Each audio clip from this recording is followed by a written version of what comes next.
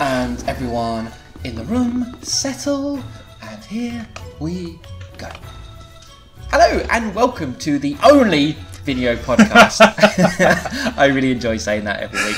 The only video podcast about some supernatural crime-fighting ninjas, all set in Tokyo, which is really some piece of shit that I wrote when I was a 14-year-old, obsessed with Joss Whedon shows and comic books and all manner of things in which I could steal from. And it stars myself and my friend MC here. There we are.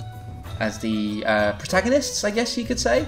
I guess, yeah. The anti-heroes. The rugged, roguish anti-heroes. Yes. Yeah. Good-looking, wisecracking scriptwriters and computer nerds.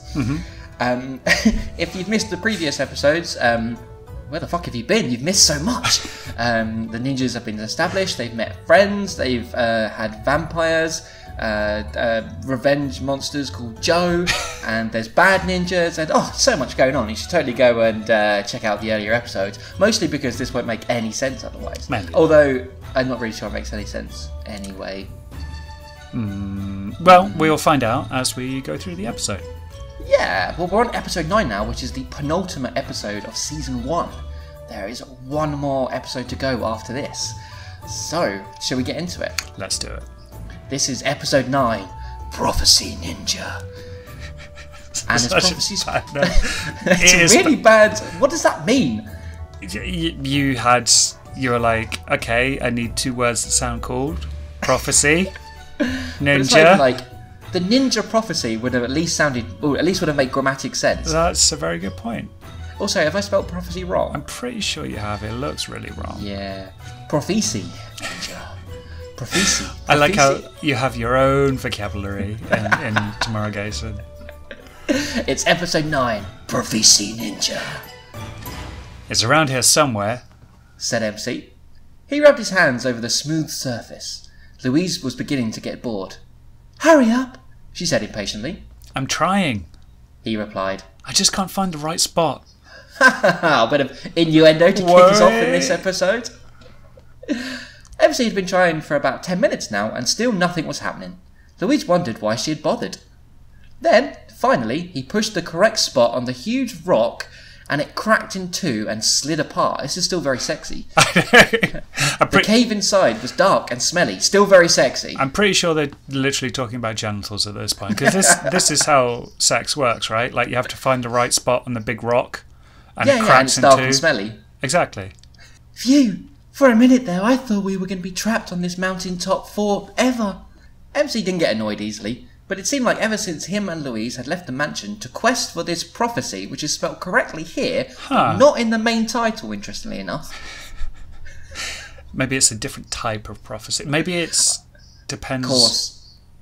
This is a prophecy, but the title is Prophesy, so it's completely unrelated. Different, completely different. MC didn't get annoyed easily, but it seemed like ever since him and Louise had left the mansion to quest for this prophecy thing that Shin-no Khan had heard about, all she'd done was complain. First the car journey was too long, then it was too hot at the bottom of this mountain. That's a weird thing to complain about, isn't it? Like, did they walk up to the mountain and it was the perfect temperature, but as soon as they got to the bottom of it, it's like, it's too fucking hot, mate. This is a bizarre Goldilocks thing, isn't it? Then it was too hot at the bottom of this mountain, and yet at the top it was too cold. It had been a while since MC had tried to follow an ancient map around a huge cliff face. At least 2 weeks. Yeah. And Louise had grumbled when they had to turn back once. He switched his torch on and tried to speak in a calm voice. Look, you didn't have to come. This is a proper, relationship argument. It's a good thing we just played that game, isn't it? It gives us some practice.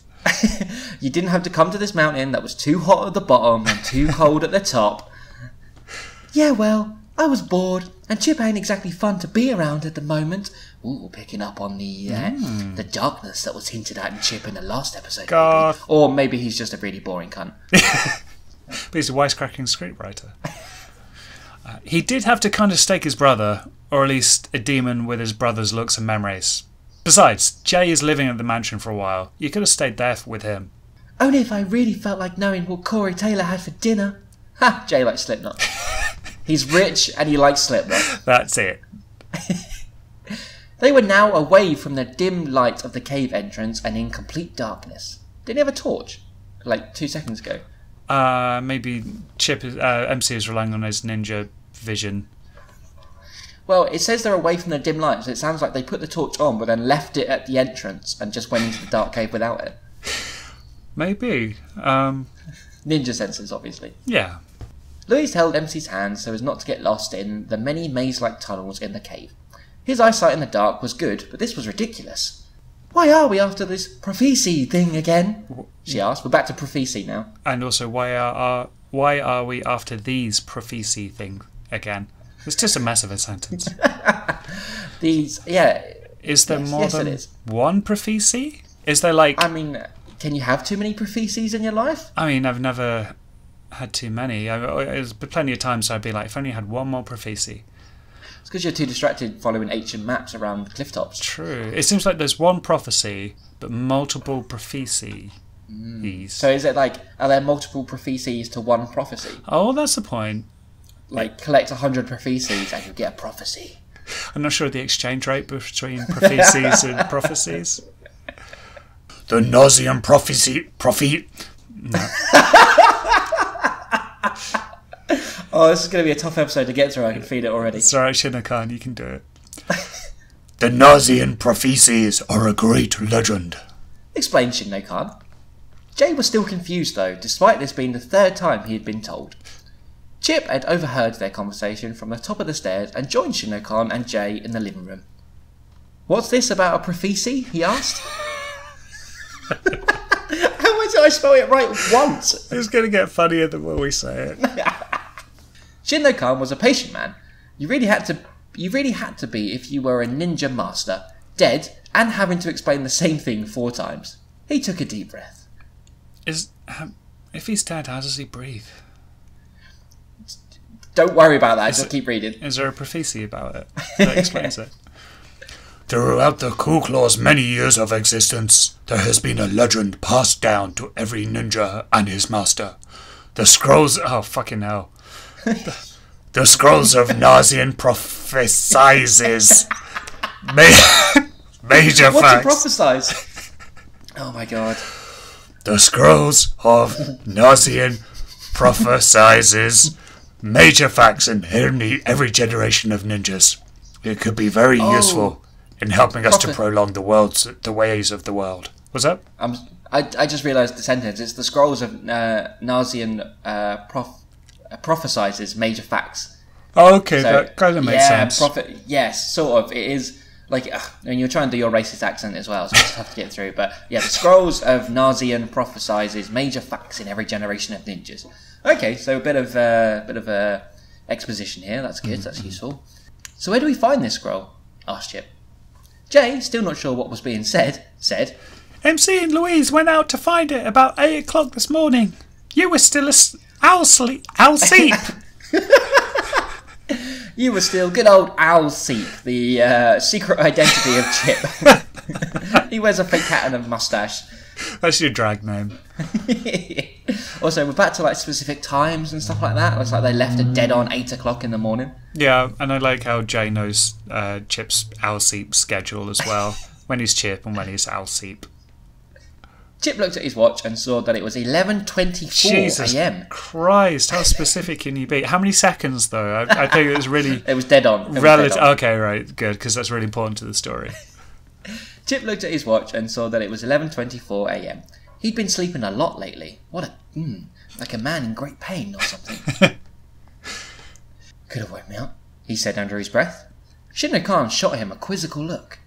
So, what gives us the chance to find it where other ninjas like us have failed? Well, being deceased, I am now able to see things that as a mortal I couldn't. This included the map's whereabouts. It's nice that being dead has given him a second sight. I mean, it would explain why he sees everything ever and always knows where everything's going on. That's true, that's very true.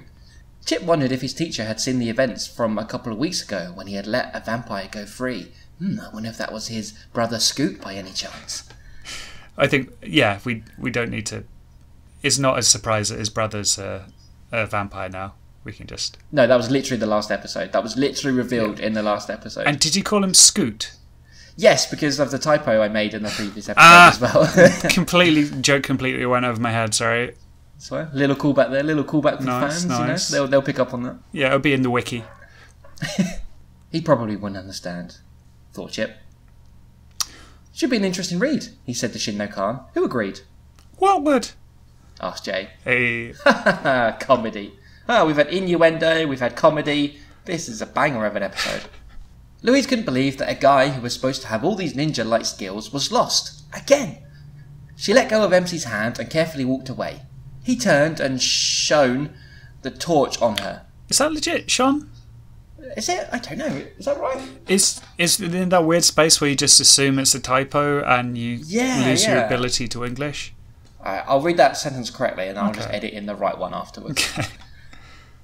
She let go of MC's hand and carefully walked away. He turned and shone the torch on her. Where are you going? He asked. I don't know, she replied. But then again, neither do you. Oh, sassy Louise coming out. Straight on, back to a low-fat butter at the house, I think. But she's out of sugar, which is probably why she's cranky. Ah, that'd be it. MC put the torch's light back onto the map and protested his innocence. It's not my fault. This map is around 1,000 years old and people in those days didn't have much directional sense. But if you think you can do any better, then... But you... It makes perfect sense, Chip. Let's just move on. He looked in horror as Louise was nowhere to be seen, even with his trusty torch. Okay, that's a new thing. Bugger. He thought. Not again. Is that a Louise being kidnapped again joke? Because it's like the third time it's happened this season. Oh, it could be. I feel like I'm almost being clever there. Let's not give 14-year-old you too much credit, but it could be. It could be. We'll find out. MC didn't like mobile phones, but he had bought Jay's alone with him just in case of an emergency. Like Louise being kidnapped again. Yes! See? I told you it was self-referential. Well yes! Get in. Done, 14-year-old Chip. Well done. Thank you.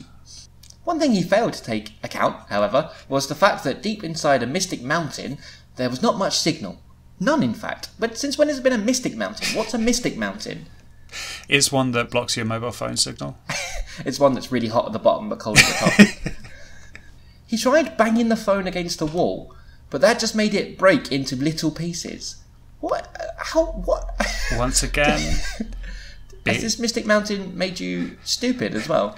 Just treating Jay's possessions like shit as well. Like, this phone isn't working. I'll use it. I'll just hammer it against the wall. It broke. Well, too fucking bad, Jay. Fuck you. Buy another one. You rich Slipknot liking person. That's it. Yeah, he's not even a person. He's just rich and Slipknot. Yeah. Well, he said to himself, I guess I'm on my own in the dark and blackness, alone. He kissed his torch and set about forming a plan to save Louise.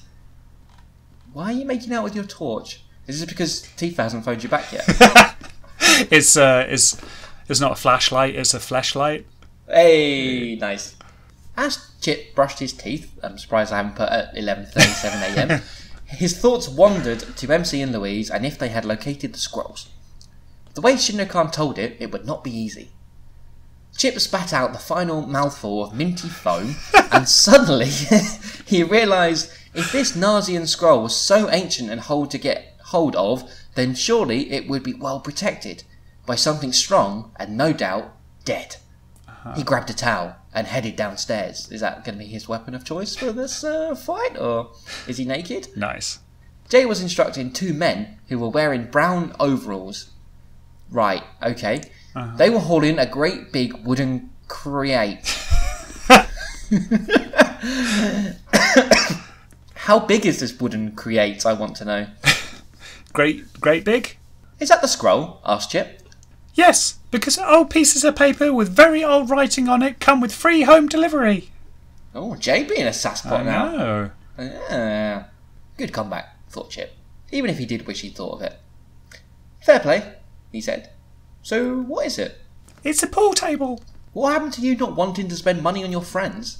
I like that's the justification. It's not like we're spending all of Jay's money. It's like, I thought you didn't want to like spend some money on your friends who love you dearly. No, damn, Chip, we're dicks. We don't deserve Really Jay. horrible. We don't deserve Jay. He should leave. He should find friends who like him for being him, not just.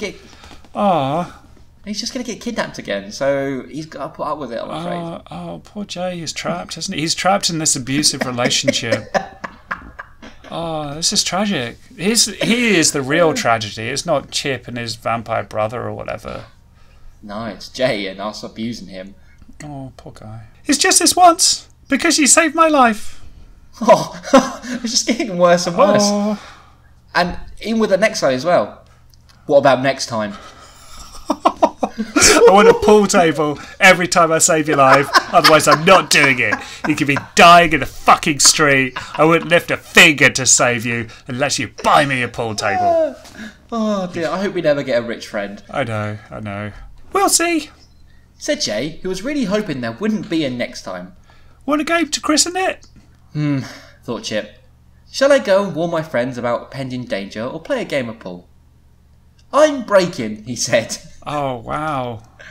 So Chip just gone uber dick now. He's just a dick to everyone. Like, he's like mostly abusing Jay, and then also he's not going to go and warn his other friends of danger.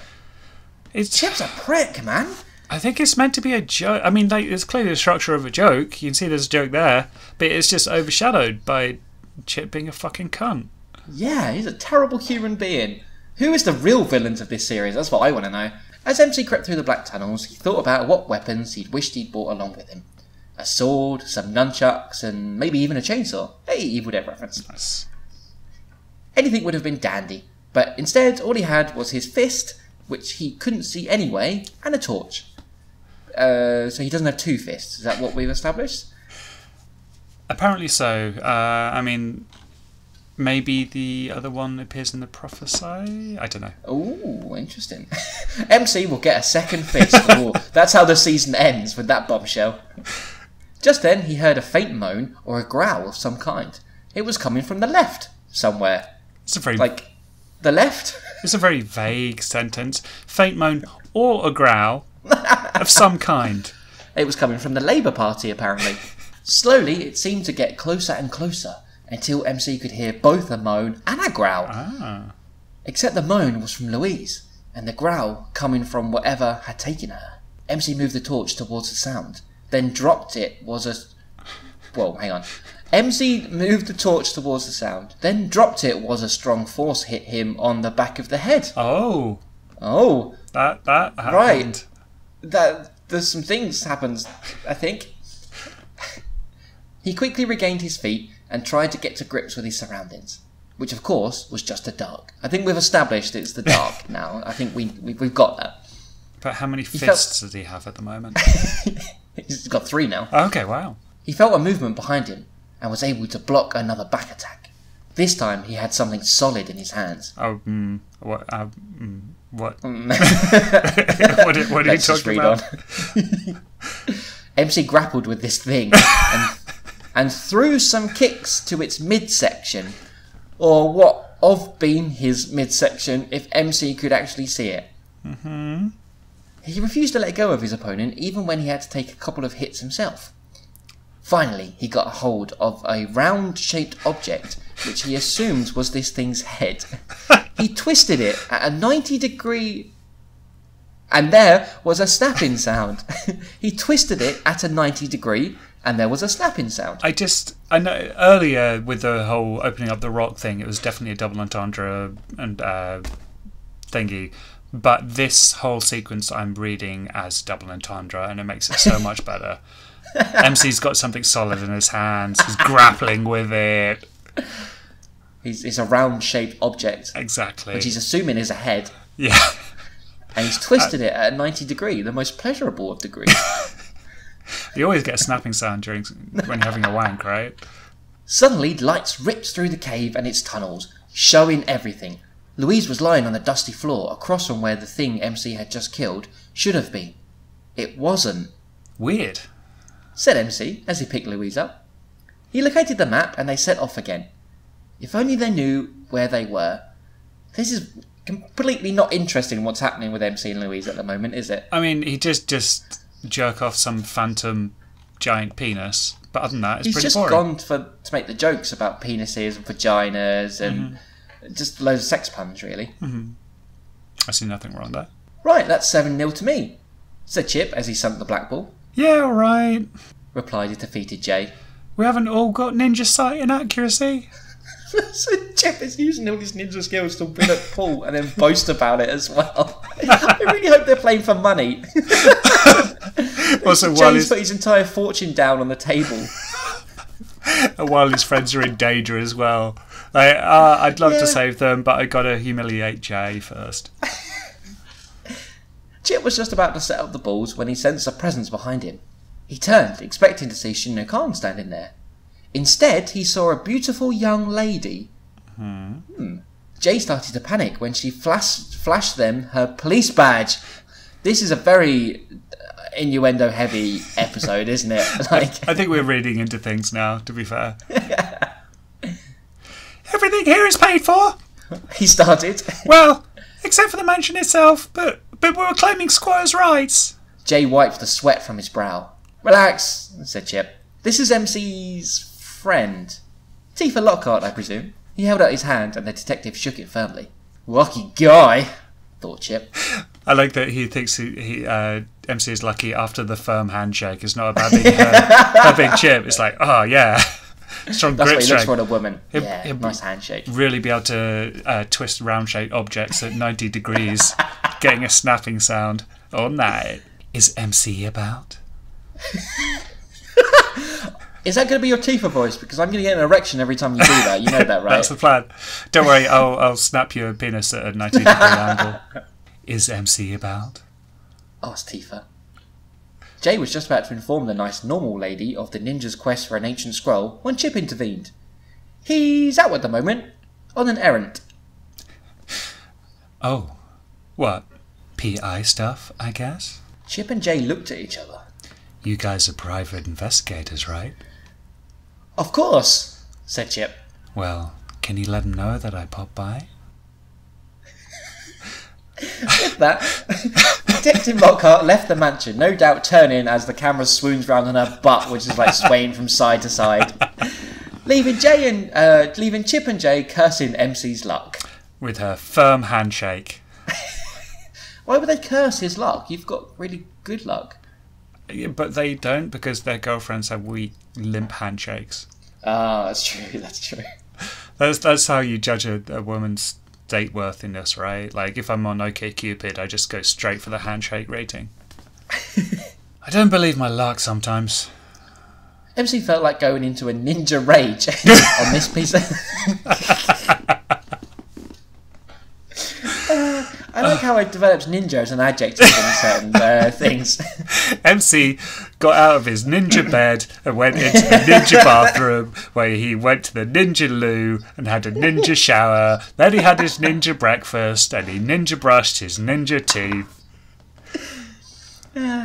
MC felt like going into a ninja rage on this piece of garbage that claimed to be a map. 6 times now, him and Louise had passed down this corridor and it didn't get any better looking. Louise wondered what was on Japanese telly at the moment. Even though she didn't really understand any of the country's soaps, she still watched them with a fiery passion. Because girls like soaps. They do, that's all they watch, is soaps. While eating low-fat butter. But no sugar, because there's none left in the cupboards. Oh man, I just realised I really hope there's a point when Louise and Tifa have a conversation. Oh yes, we're going to be giving each other firm handshakes all night. We're going to get an 18 rating on iTunes just for that conversation. Maybe we should just head back and talk to Shin-no-Kan again. He might know why we keep going in circles, she said. MC agreed, but said they should rest for a couple of minutes while he tried to figure out the way to the exit. He leaned against one of the walls, and it caved in.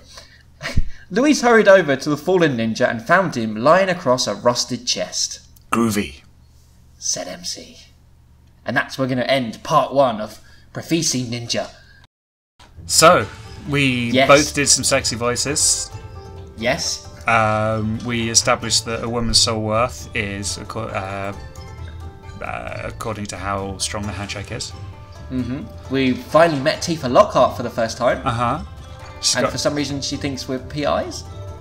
Yeah, I guess that's the thing we said. I think that might be an Angel reference, you know. Ah, that makes sense. And when I say reference, I mean I think I might have stolen that from Angel, you know. That makes more sense. It does. That's probably what it was. But yeah, she's been built up as quite a bit, and she's finally arrived. Yeah, and of course, most importantly, we found out that sex involves getting round-shaped objects and snapping them at 90 degrees. Hey, we never said this wasn't going to be educational. Exactly. I'm looking forward to do part 2 of Prophesy Ninja to see if we can find all the prophecies. It looks like we've MC stumbled across them in a rusted chest. I want to see if Chip beats Jay at any more board games and then beats him up for not having his dinner on the table or anything like that. And maybe tries to save his friends' lives, maybe? Nah. He's just going to be practicing handshakes for the women in Tokyo. And I really want Tifa Lockhart to turn up again because, fuck me, your voice is really sexy.